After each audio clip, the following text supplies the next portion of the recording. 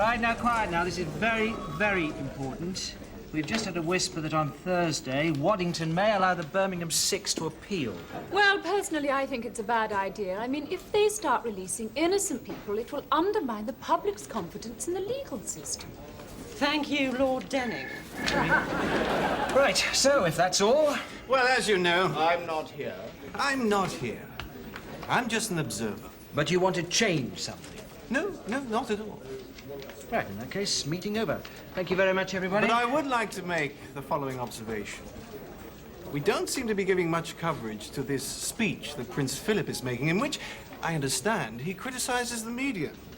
Apparently, he mentions groundless stories, appalling standards of English. Appalling standards of English? Are you suggesting that old kebab features is criticizing me? He's not criticizing you. His family's all bloody Germans anyway. Well, he certainly can't be criticizing me. I always came top of the class in English. Oh, they teach it in remedial schools, do they?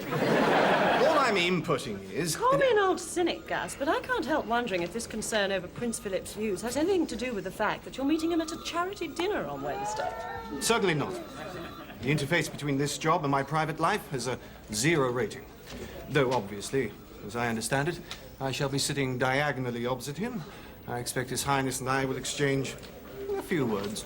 I expect he'll be delightful. I've met Princess Di. I nearly pulled Princess Margaret once. I nearly got run over by Mark Phillips. Damian, I want to check your slum landlord piece. Yeah, I've got it here. And I've checked it with the lawyers. Now, I've based it on this one company with a terrible record. I mean, high rents, harassment, and they habitually ignore council orders to improve safety. This isn't Rochester Holdings, is it? No? Why? Oh, there's no reason. It's just an enterprise of Sir Royston that provides vitally needed short-term accommodation at the non-luxury end of the market. So, Damian, please, let's see your piece. Yeah, it's all based around this guy you're about to see. Extreme good looks, extreme charm, extreme bastard. There he is. Les! Les White. Well, that's his name, Les White. I read about him in Time Out. What's this? Now, this is the funeral of a tenant who died of pneumonia, brought on by living in a particularly damp flat. That's an interesting low-angle shot. Almost looks as if the cameraman had to stand in the grave. Damian. Well, I mean, the vicar gave permission. What? He even wanted to do a retake on the Ashes to Ashes bit. But he'd always wanted to be on Songs of Praise, you see. In fact, he's got this idea, right, for a religious quiz show. Saviour of the Century. And he gave me this sitcom script to read, Halo, Halo. Damian, you have no judgment. For once you've done what's basically a well-researched piece and you've got to put these cheap shots in. They've got to go. Come on, George. These help make it a punchy, audience-grabbing item. I mean, don't you think they should stay, Gus? No. There you see. What? Prince Philip wouldn't approve. Come on, back to this funeral. This Les White character, did you interview him? Oh, yes. More slippery than a barrel full of Heseltines. At least this is a high-angle shot. Yeah, I mean, the low-angle stuff was great, but, well, I decided to call it a day. The relatives? No, unfortunately, Jerry put his foot through the coffin lid. God! You know, Damian, I'm surprised you didn't keep filming. God, George, that would have been tasteless. Nice bank holiday weekend, then? Put my feet up, listened to the radio, read a couple of books. That sounds nice. Yeah, it would have been if I hadn't been sitting on the M25. Gaddafi. Can't I just say that mad git in Libya? Look, just what is the point of this ludicrous exercise? Helena is a speech enhancement consultant, Henry. She specializes in purifying diction. My diction's better than Prince Bloody Philip's anyway. At least I can say about and not a bite. I'm George. Who is it? There's some vicar with an idea for a religious current affairs programme called Good News at 10. He mentioned Damian. Put him onto Sky. Rupert Murdoch's been bored again. Can only be an improvement on the first time. Oh, no. What? It's that man. The one from Damian's slum landlord piece. Excuse me, who's in charge here? He is. He's the fellow you want. George Dent, the boss man. Hi, you probably recognise me. My name's Les White. And I'm seriously concerned I'm going to be misrepresented on one of your reports. Which report's this, then? George, what is this? Oh, God. Alex? Les. Do you two know each other? A little? We were married for 3 years. You never mentioned this. What do you expect me to have said? Yes, I used to be married to the new Rackman. Now, that's just not true. A 24-carat shyster, a con man, a total sod. Right, well, I can see you two have got a lot to catch up on, so... No, please stay. I want to talk to you.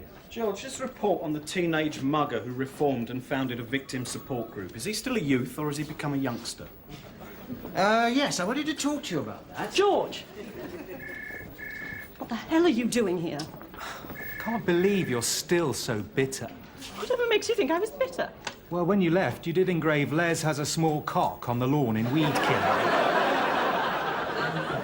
Alex, I know I treated you badly, but people do change, you know.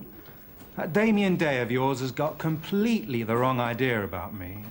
The way he interviewed me, you'd think I was Adolf Hitler. I bet Adolf Hitler never tried to convince his wife he caught a certain communicable disease from borrowing someone else's cricket box. Very funny. Of course, Hitler never got married. Wrong, as ever, he did in 1945. Although he committed suicide a few minutes later. An attitude to marriage I completely understand. Now, just leave me alone. All right, look, I just came here to speak to someone about this hatchet job you're doing on me. But you never knew I was here. No. Honestly. Can't say I'm not glad to see you again, though. You know, Alex, there was never anyone else like you. You should know you tried all the possible alternatives. Just think it's fair your company lets me see that report. You've got a request, put it through your solicitor. But it's emotive and inaccurate. Look, Les, accuracy is our business, OK? I mean, we are a news operation, and we are objective and totally free from emotion whenever we investigate any controversy. It's controversy. Oh, shut up, you silly bitch!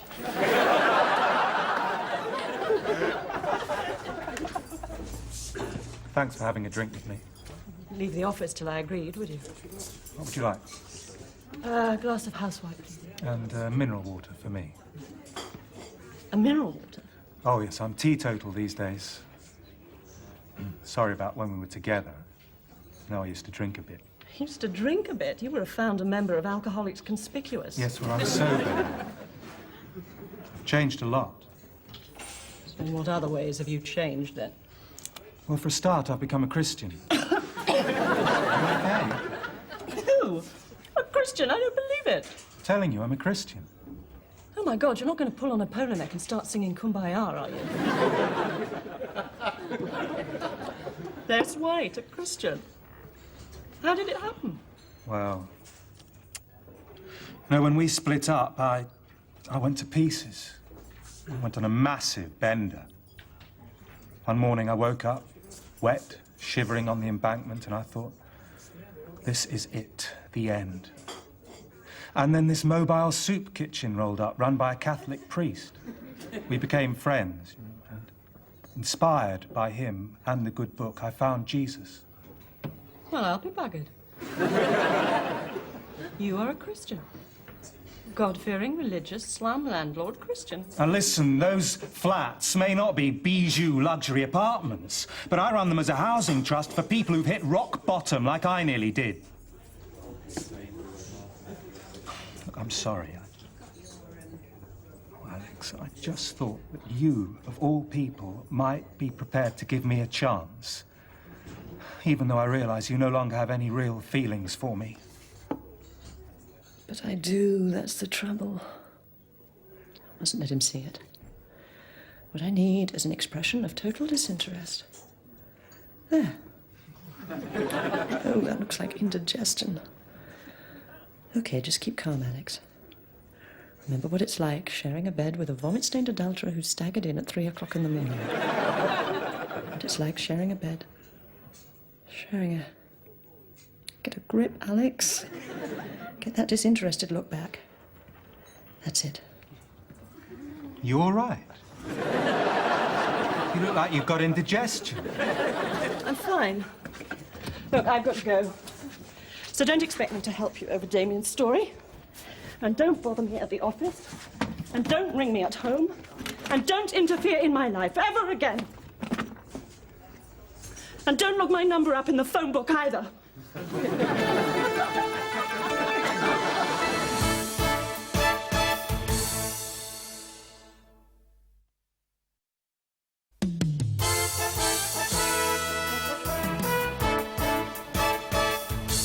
After me. Mandela and Mubarak met Mugabe in Mafeking on Monday. Actually, I think you'll find it's Mafeking. Please, I do know how to say Mafeking. Anyway, they'd be much more likely to meet in Pretoria. Everything all right? No. Fantastic. You'll knock them out of the ballpark. What ballpark's this thing, Gus? What sort of game do they play in this ballpark? Well, it's a metaphorical ballpark. It's a park that's... Full of balls! Like everything you say, Gus. All right, Alex, take it easy. But he drives me mad, always banging on about standards and language. I've never heard him say anything I understand as English. Alex. So you can tell Prince Philip he started a campaign. What is all this about? It's just I'm wondering why an intelligent woman of sound judgment and impeccable taste should find herself perpetually attracted to shits. Oh, well. It's the mystery of human biology. Take me. For some reason, I'm irresistibly attracted to short, dark women with large, aggressive husbands. See this, Dave? Unconfirmed reports of a train crash in Malaysia. We've already got 180 dead in that mining disaster in Yugoslavia. There's not a lot of space. But it says here that in this train crash there could be 2 English dead. Oh, well, we better use it then. Let's not be cynical, Alex. Now, what should we call it? A disaster or a tragedy? Or maybe it's a catastrophe? Oh, no, for that we would need 500 dead Malayans, or 200 dead Yugoslavs, or 10 dead Englishmen, or 1 dead royal corgi. Oh, dear. Has one of the royal corgis died? Or 2,000 dead newsreaders. Oh, no, that would be a celebration, wouldn't it? Time of the month? Have you been invited to appear on this telethon, Henry? I don't do telethons on principle. I don't agree with financing kidney units by filming gullible viewers riding backwards on unicycles with their underpants over their head. It's degrading and I don't approve. Oh, it's funny. I could have sworn I saw you on last year's telethon, reading the news in a bath full of custard while the crankies pelted you with jam donuts. That was you, wasn't it? Yes. I've been asked to do something much more dignified. I shall be reading some charity news sitting next to a handicapped child. Right. Where are you going? During the NSPCC. Alex, is something upsetting? Well, George, you're obviously a great student of the human psyche, you tell me. Well, I just thought that possibly. Yes? Well, you know, I just wondered if maybe your ex-husband turning up like that had knocked you a teeny bit off balance. George, that is incredibly stupid, even by your standards. Do you seriously think I would let a man like that affect me? No, I'm sorry, of course not. Although, purely objectively, I do think we should run a check on that story about him. Why? Or to check both sides of the story. It's called being professional. Yes, okay. So you're not going to be seeing him again, then? Why? Is it home by 10 and no snogging behind the bike sheds? Look, if you really want to know, yes, I am seeing him again. But you needn't worry. Because I will never, ever put myself in a position where my professionalism could possibly be compromised. It's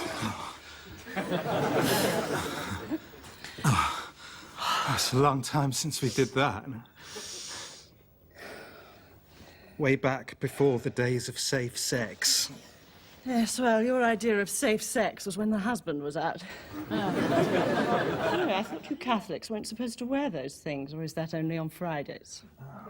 Well, this priest told me that provided you buy the coloured ones, they classify as a fashion accessory and not a contraceptive.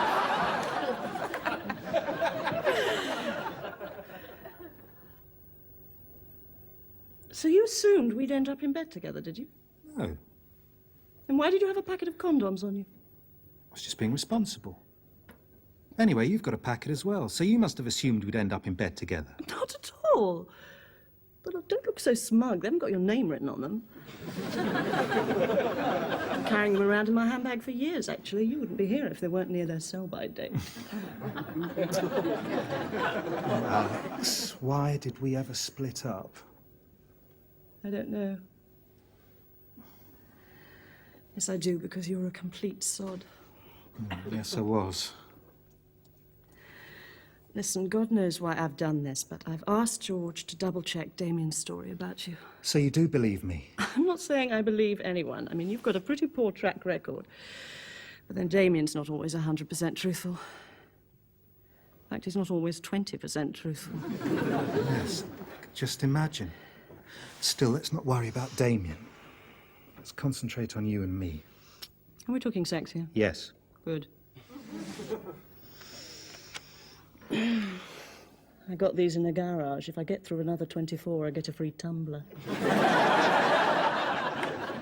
OK, so who wants to enter the sweepstake? $5 a go, pick the day the war's going to start. George, you feel lucky? I'm not entering into something like that. Me neither. All the best dates have gone. What's the latest on the Gulf? Oh, just another statement from Thatcher saying Saddam is an odious tyrant who used chemical warfare against the Kurds, and she found that disgusting. Yeah, she was so appalled she nearly stopped selling weapons to him, apparently. Lots more troop movements, I see. Look, George, this war is coming any day now, and I want to go out there and cover it. No, I don't think that would be wise. Certainly wouldn't. He's got Friday in the sweepstake. Yes, that sounds lovely. Oh, I was just wondering, exactly how handicapped is this child? I mean, I take it his handicap won't be, how shall we say, off-putting. I wouldn't want one who dribbled or anything. Oh. Well, have you got any other handicapped children I could do? Morning, Gus. Oh, good morning, Alex. Oh, nice suit, Gus. Yes, from the Moss Pross Urban Pimp collection, isn't it?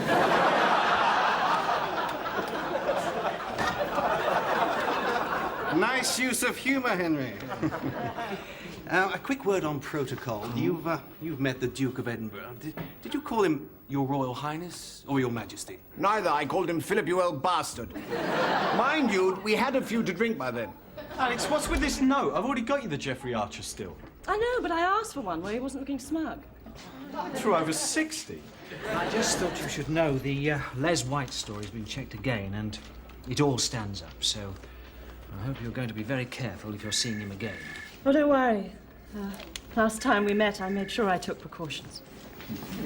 Yeah. Jeffrey Archer doesn't look smug in that. Not surprising, he's only 3 months old.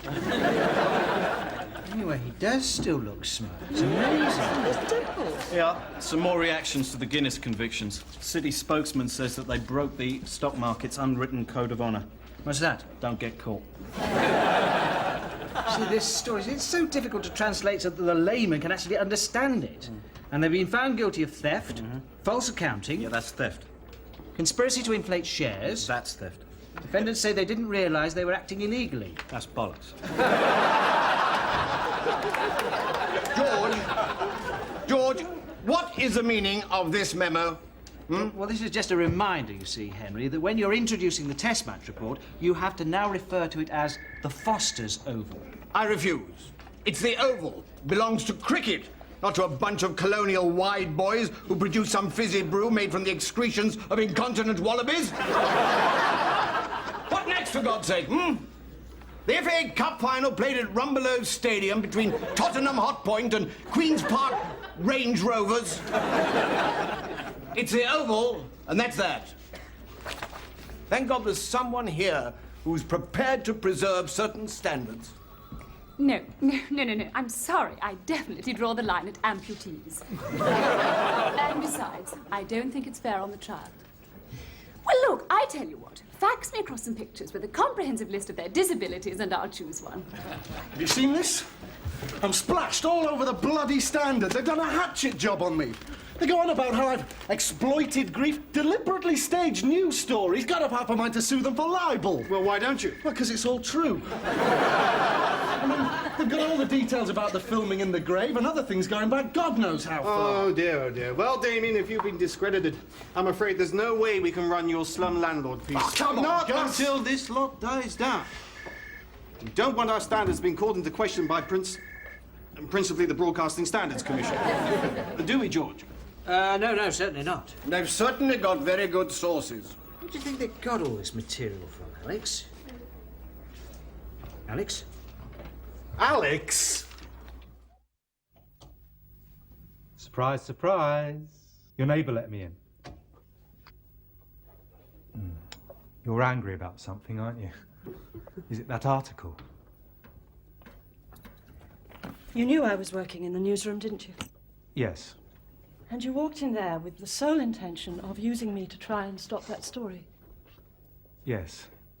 So it was all an act. Well, I did lie about the Christianity and the priest and the drinking and the housing trust, but apart from that, it's all perfectly honest and above board.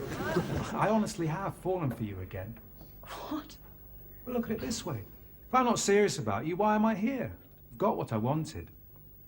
I honestly have fallen for you again. What do you say?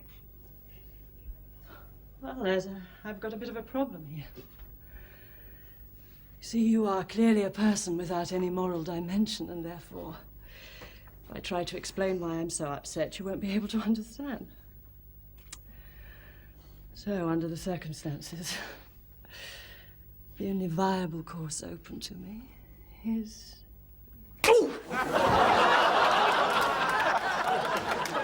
that.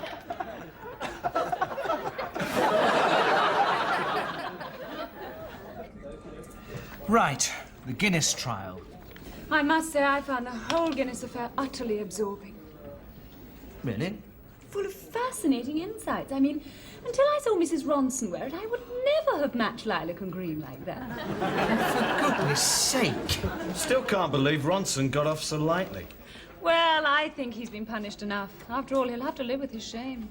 That's not a defence available to the common criminal, is it? I'm sorry I knocked off $5 million from that security van, Your Honour, but I will just have to live with the shame.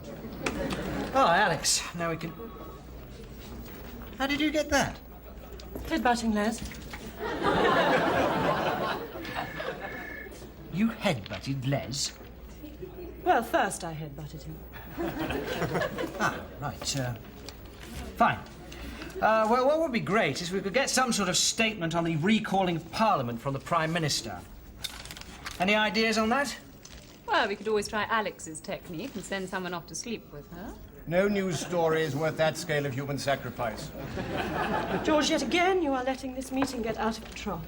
Yes, well, I bow to your judgment as a pillar of professionalism. Look, all right, I've apologized. Now, I'll resign if you want, but I am getting sick and tired of this constant sniping. Oh, yes, we better not behave badly, or she might sell the story to the newspapers. Or headbutt us. Don't tempt me. Hey, look, let's cut out all this abuse, huh? I mean, I know we all thought of Alex as being as tough as old boots, but I think we should realise, on the personal front, she is as vulnerable and damaged as anyone who's just made a real mess of a relationship. Yeah, thanks, Dave. On second thoughts, I'll stick with the abuse. Oh, Gus! How did the dinner with Prince Philip go? Did you talk to him? Yes, we had a short chat. Did his royal dullness go on at you about media standards? No. Sloppy language? No. What did he say to you then? He said, why don't you people ever do anything about these appalling slum landlords? Okay. Yeah, right. Okay. Thanks. Yeah. Sally, that was the telethon people. They say, forget the handicapped kid. They want you to do something else. Oh, right. Yeah, they want you to sit in a bath full of custard reading the news while the crankies pelt you with jam donuts.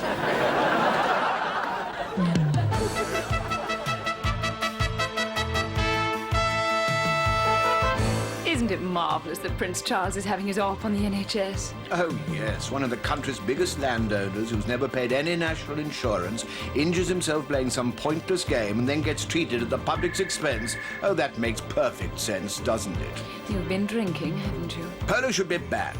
It's a cruel and barbaric spectacle, those poor dumb animals running around crashing into each other. I think the Burley ponies quite enjoy it. I'm not talking about the ponies, I'm talking about the royals. Who else would be so stupid as to try and play croquet sitting on top of a horse? I think you'd better go and lie down.